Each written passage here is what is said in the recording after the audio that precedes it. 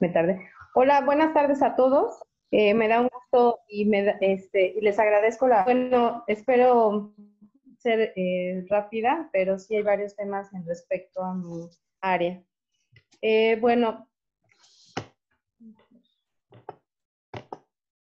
ya hay mucha información que creo que ya la mayoría ha comentado. Prácticamente, pues, las características que antes conocíamos histológicas y algunas de alteraciones genéticas, pues ya ahora han pasado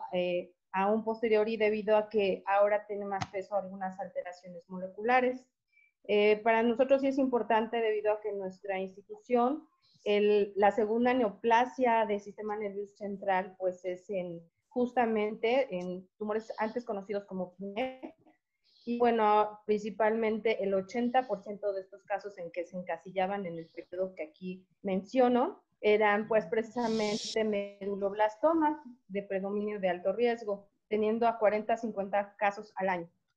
También hemos trabajado en comparación con jóvenes adultos y también hemos elaborado algunas investigaciones en relación a el comportamiento, porque es algo que voy a enfatizar al finalizar la plática, que a veces definitivamente en nuestro medio es difícil la clasificación molecular, pero sí por lo menos tener alguna de las guías, darle y continuar darle el peso al estado funcional, debido a que sí nos da un parteaguas o nos da una dirección que nos pudiera apoyar en nuestro medio de prácticamente institucional o cuando hubiera algún impedimento en que a veces no se pueden hacer todas las pruebas.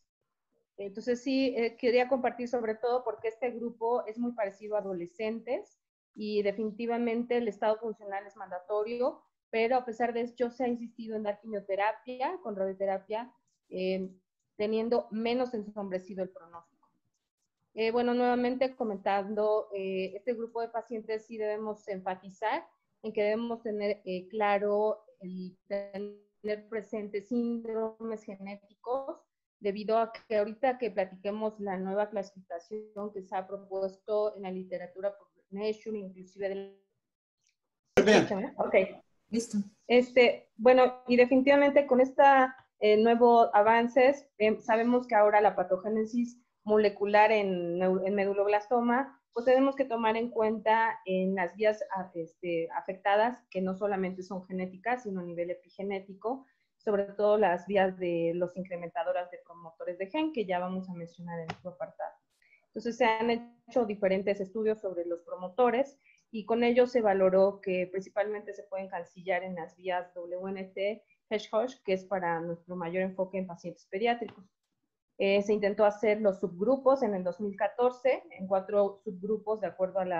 las alteraciones predominantes, pero llamaba la atención que los pronósticos no siempre eran muy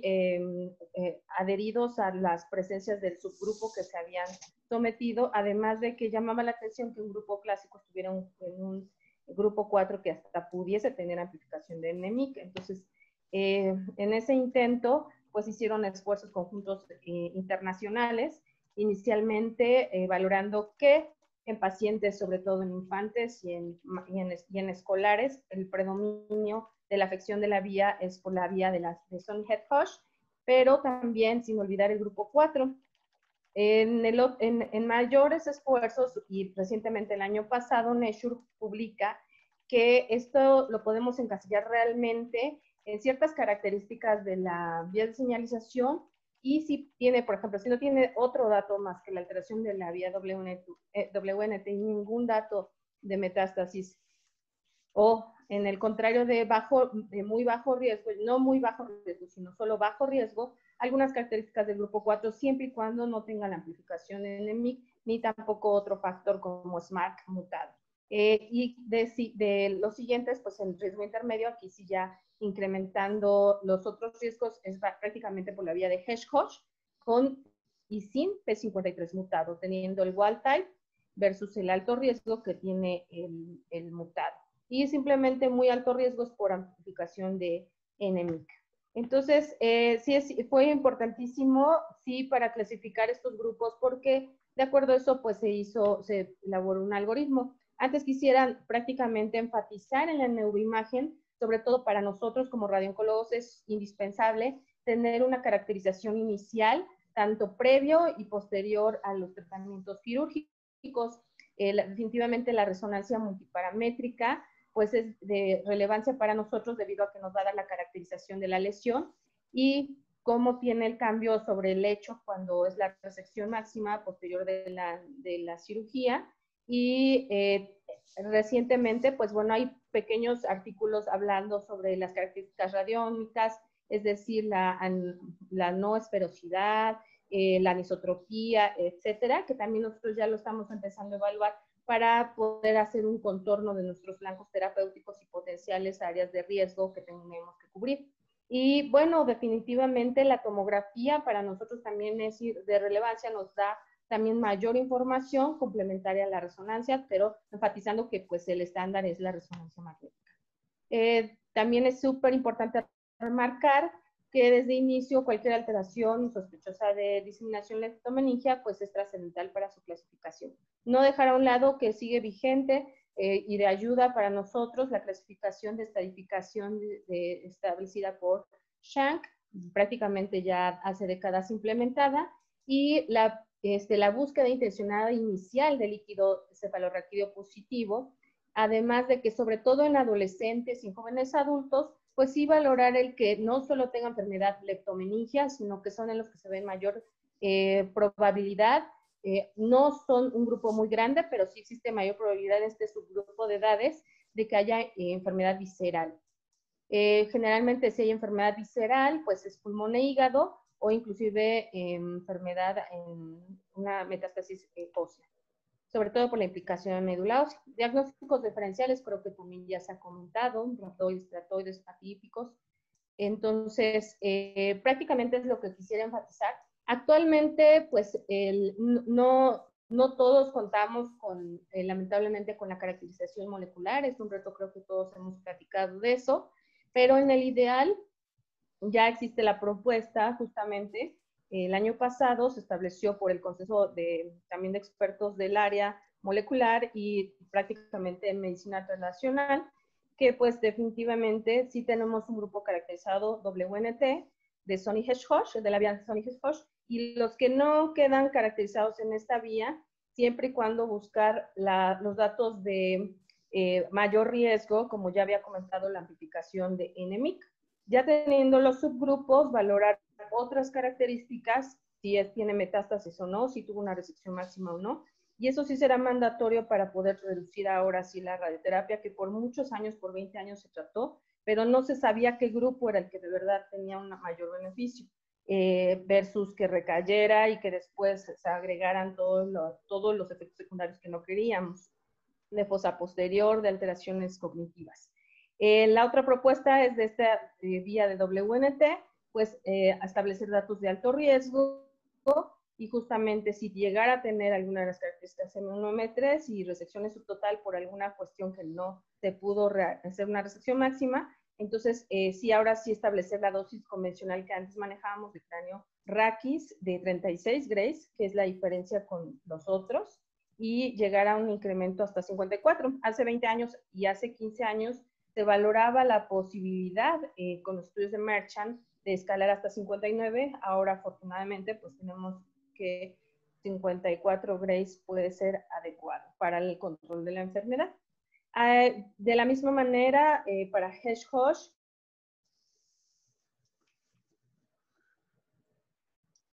que no tenga datos de metástasis, que tenga una resección amplia para poder decir si tiene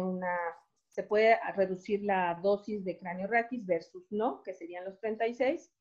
y los otros grupos que no encuadran de alteraciones moleculares y epigenéticas valoradas, que actualmente se ha propuesto, y con ello pues tenemos un pronóstico más relacionado a lo que antes no nos quedaba claro cuando se dividía solo en 4 grupos. Definitivamente en nuestro ambiente pues todavía tenemos la estratificación de los riesgos también tomando en cuenta la edad y si tiene o no el residual de 1.5 centímetros cuadrados por superficie, porque pues la propuesta de Allen y de Packer, que el grupo de riesgo por edad y por el residual que pudiéramos observar en los estudios que tuviéramos al alcance de la resonancia. Definitivamente los grupos, pues como ya se ha hablado, resección máxima con esquemas basados con micristina y platinados, y la radioterapia, ya comentábamos, prácticamente grupos de riesgo estándar o riesgo intermedio, pues la dosis sí se puede valorar la dosis de 23.4 en cráneo raquis, que es la diferencia, para tener un escalamiento a 55, 54 a 55.8 grays. Este intervalo lo manejamos por el tipo de tecnología que podamos otorgar la radioterapia. Y en los grupos de alto riesgo, pues como ya comentábamos, la diferencia de cráneo espinal realmente se busca siempre que sean no más de 36 grays, pero bueno, sí está reportado en la literatura, y también un escalamiento de 54 grays. Obviamente, esta sobrevida pues es en lo calculado a los estudios cuando no se tenía solo más que el grupo de riesgo alto y el riesgo bajo. Y en menores de 3 años de entrada, los protocolos de quimioterapia que establecen Baby POC, de quimioterapia inicial, obviamente primero el manejo quirúrgico, posteriormente la quimioterapia, y para valorar qué tanto se podía postergar la radioterapia por los efectos secundarios. Actualmente con los grupos de riesgo moleculares, pues esto ya se puede, se busca el establecer el grupo realmente de riesgo bajo, muy bajo o de alto riesgo, dependiendo del caso. Definitivamente, como ya los he comentado, las técnicas mínimas para tratar a un paciente con medulloblastoma de radioterapia pues es 3D conformal, definitivamente por la toxicidad y por la dosis a la que vamos a alcanzar. Idealmente es intensidad modulada tipo volumétrica, dinámica, que ahorita voy a mostrar un ejemplo. Y bueno, acá lamentablemente en México no contamos con protones, pero claro, sería la mejor opción para estos pacientes. Este es un ejemplo pues, de cómo se hacían las transiciones antes 2D, es decir, no 3D conformal, no intensidad modulada, no protones, y pues definitivamente era muy complejo y por eso las toxicidades que se reportaban prácticamente hace 10 años. De hecho, desde los 2011, 2013, Harvard valoró las diferentes tecnologías en las que pudiéramos ofrecer a estos pacientes, sobre todo los muy pequeños. Y prácticamente con mayor énfasis en hipotálamo por el problema de la alteración cognitiva en cuanto a dígitos, y que tenemos muy complicado la rehabilitación en un grupo que fuera útil para la vida en los pacientes. Entonces se valoró la forma de otorgar menor dosis, principalmente órganos de riesgo, hipocampo, hipotálamo, el eje hipotálamo, por toda la disfunción que pudiera ser hormonal, y también no dejando al lado por el déficit auditivo que se pudiera ocasionar, también haciendo relevancia a cóclea. Por el apartado de la dosis de fase de cráneo raquis, pues bueno, tenía también una probabilidad de riesgo de cáncer de tiroides. Definitivamente, como les comentaba, afortunadamente la tecnología de radioterapia avanzó, y bueno, tenemos que, afortunadamente, con 3D conformal prácticamente son campos fijos, pero si nos podemos dar cuenta, la conformalidad que se busca en estos tratamientos pues es mucho mejor a la 2D, a lo que se venía valorando, y que por eso actualmente los reportes mencionan menor toxicidad, se puede controlar, pero definitivamente intensidad modulada, dinámica, volumétrica, como es el BIMAT, Rapidar, que dependiendo del software o del sistema que tengamos para la planeación, pues será una de las mejores opciones cuando no se cuenta con protones. Bueno, aquí tengo un ejemplo de una paciente en donde le damos un incremento, y bueno, quise mostrar muy brevemente cómo se busca precisamente podemos tener mayor probabilidad de que al modular esta dosis tengamos menos toxicidad. Prácticamente con la finalidad de buscar los menos efectos, hemos buscado inclusive en los países que sí tienen al alcance, como Estados Unidos. Muy pocos países de Sudamérica tienen protones. México, vuelvo a repetir, no cuenta con ello. y a pesar de eso, inclusive se han continuado buscando mejoras porque la toxicidad todavía la seguimos observando, y cómo simplificar la colocación, la planeación implícita previa y durante el tratamiento, el otorgamiento y buscar una validez interna y externa para mejorar los resultados de radioterapia. Prácticamente en su seguimiento, independientemente de la valoración de la enfermedad oncológica, sí me gustaría enfatizar sobre todo los efectos adversos, debido a que pues es prácticamente el otro reto a seguir para estos pacientes. Entonces, para nosotros seguir a los pacientes de forma conjunta con neurocirugía y oncología médica es para valorar los efectos adversos subagudos, sobre todo epitelios, mucosas, y en crónicos, como ya comentamos, el déficit auditivo, el riesgo de catarata, la alteración de crecimiento de las columnas, cuello, y la alteración del crecimiento. Y no solo eso, pues las segundas neoplasias calculadas en un 3% a 7-15 años, eso dependerá de la alteración molecular o inclusive si tiene el paciente un síndrome genético, confiriendo el síndrome genético un 30% mayor de riesgo de enfermedades vasculares, por lo cual debemos de ser mucho más estrictos en los tratamientos para este subgrupo de pacientes. Por eso remarcaba al inicio de la plática el conocimiento de síndromes genéticos. No dejar a un lado que puede presentarse en pacientes, como ya remarcaba, sobre todo en pacientes adolescentes o pacientes prácticamente que sean de 10 a 12 años, que puedan tener el riesgo de la recaída en leptomeninges o en algún otro sitio no sistema nervioso central, es decir, visceral, y que inclusive pues también radioterapia puede ofrecerse de forma paliativa en el caso de que no hubiera la infiltración fuera como en algunos del grupo 3 que son extensas. También se puede ofrecer la radioterapia paliativa, por lo cual es importante estar en seguimiento de estos pacientes. Y el otro subgrupo, que son el grupo local, que puede haber una recaída de 70% en los primeros 2 a 2.5 años. Recordar que los síndromes de fosa posterior, que creo que ya también ya se ha enfatizado bastante por parte de cirugía, sí debemos aceptar que la parte de radioterapia, así como quimioterapia, podemos remarcar algunos de los efectos secundarios por la enfermedad o por los procesos de multimodalidad que tengamos.